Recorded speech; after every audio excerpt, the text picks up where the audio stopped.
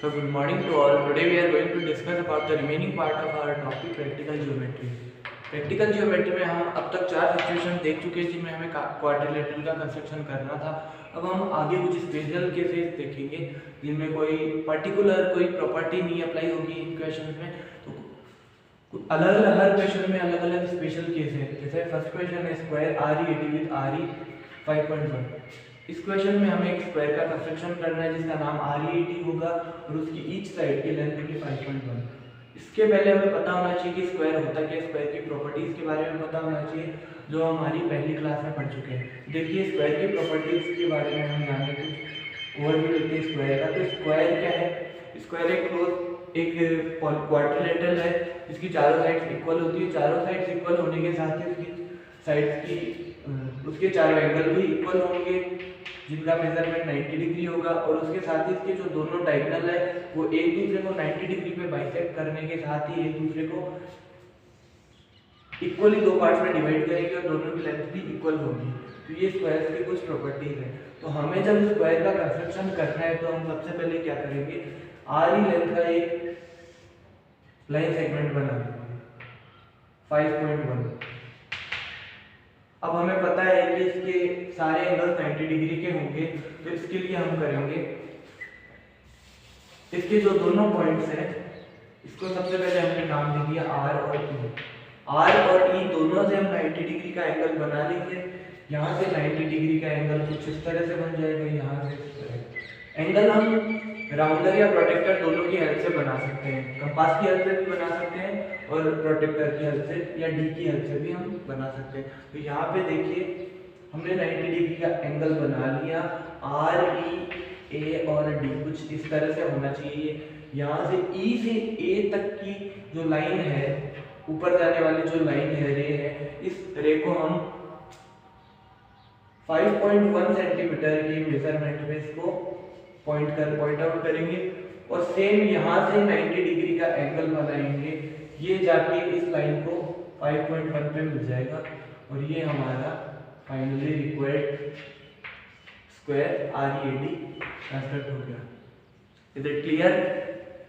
Now अब second question है a rhombus whose diagonals are 5.2 and 6.4 centimetre. Square वाला होने के बाद में हम देखेंगे रोम्बस का कंस्ट्रक्शन।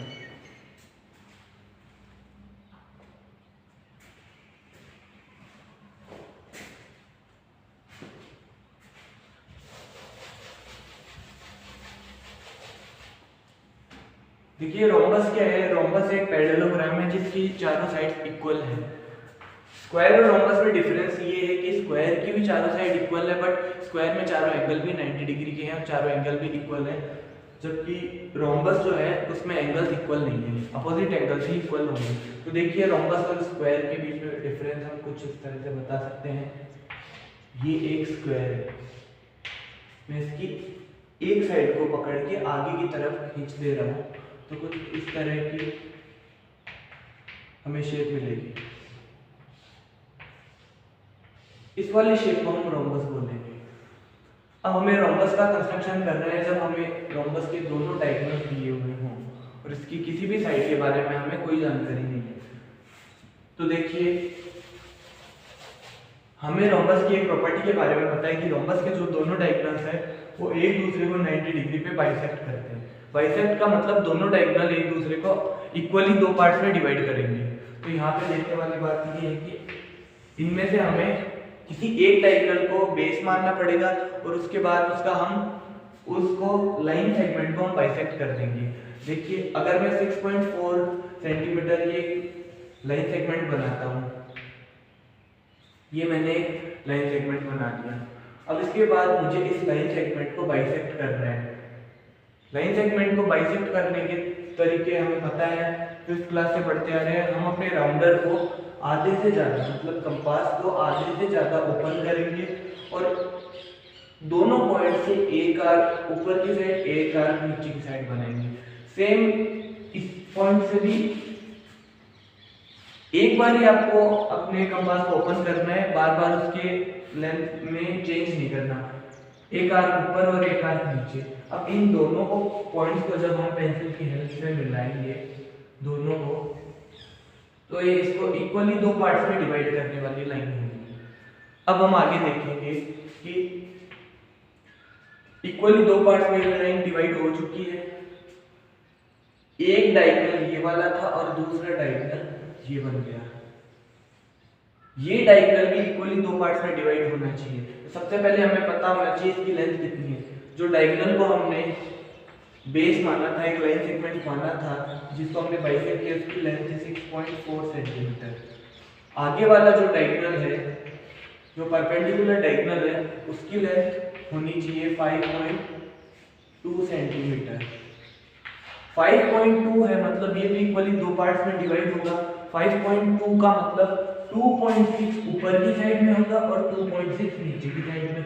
तो हम अपनी स्केल की हेल्प से या रूलर की हेल्प से हम 2.6 पे ऊपर मार्क करेंगे और 2.6 पे नीचे। अब जहाँ पे 4 पॉइंट्स हमें मिल चुके हैं, इन चारों को मिलाने के बाद फाइनली जो हमें शेप मिली है वो हमारा रिक्वायर्ड रोम्बस है।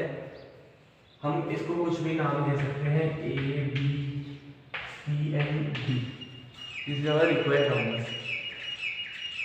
अगला जो क्वेश्चन है उसमें हमें एक रेक्टेंगल का कंस्ट्रक्शन करना है जिसकी लेंथ और ब्रीथ, जिन्हें हम बोलते हैं दो साइड से, उनको 5 सेंटीमीटर और 4 सेंटीमीटर का उनका मेजरमेंट है। तो देखते हैं रेक्टेंगल की कंस्ट्रक्शन के लिए हमें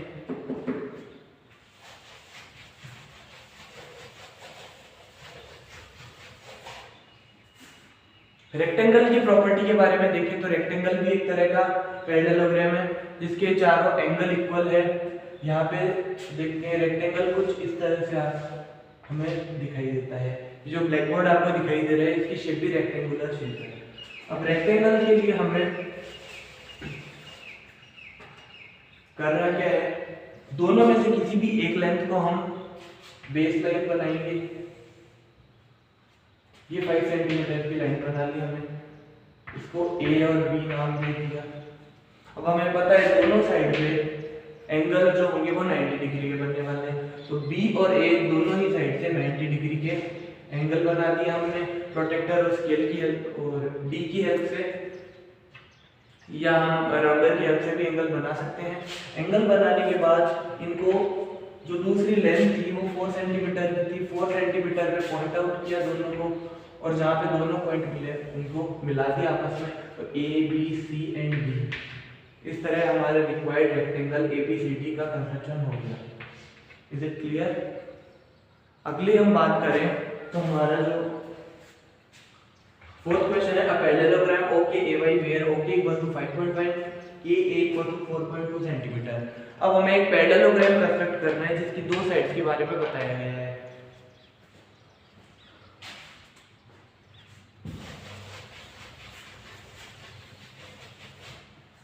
तो हम पैरेललोग्राम अपनी मर्जी से बना सकते हैं। एक लाइन है 5.5 सेंटीमीटर का एक सेगमेंट है, ये 5.5 सेंटीमीटर, अगला जो सेगमेंट है वो 4.2 सेंटीमीटर का है। तो हम इस पॉइंट या इस पॉइंट से कोई भी एंगल लेते हैं, मान लें हम 60 डिग्री का एंगल यहाँ से बनाते हैं इस तरह से। तो यहाँ जो एंगल होगा वो बाहर वाली लाइन के साथ 60 डिग्री बनाएगा या अंदर वाली लाइन के साथ 120 बनाएगा, क्योंकि हमें पता है कि ये जो इंटरनल दो एंगल्स हैं, इन दोनों का सम 180 डिग्री होगा एक पैरेललोग्राम में। तो यहाँ से हम 60 डिग्री का एंगल बनाएंगे और इस बाहर वाली लाइन के साथ 60 डिग्री का एंगल या अंदर वाली के साथ 120 का एंगल बना के हम एक लाइन बना लेंगे आगे।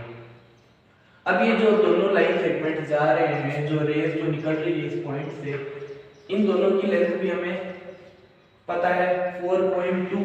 तो यहाँ पे हम 4.2 पे मार्क कर देंगे दोनों पे, और दोनों को मिलाने के बाद जो रिक्वायर्ड हमारा पैरेललोग्राम है OKAY इसका कंस्ट्रक्शन हो गया। अब अगला क्वेश्चन है, इज इट यूनिक? पूछा गया है क्या ये यूनिक है, क्या इस लेंथ के इस जो मेजरमेंट हमें अवेलेबल है हमारे पास, उन मेजरमेंट के और कोई पैरेललोग्राम बन सकते हैं?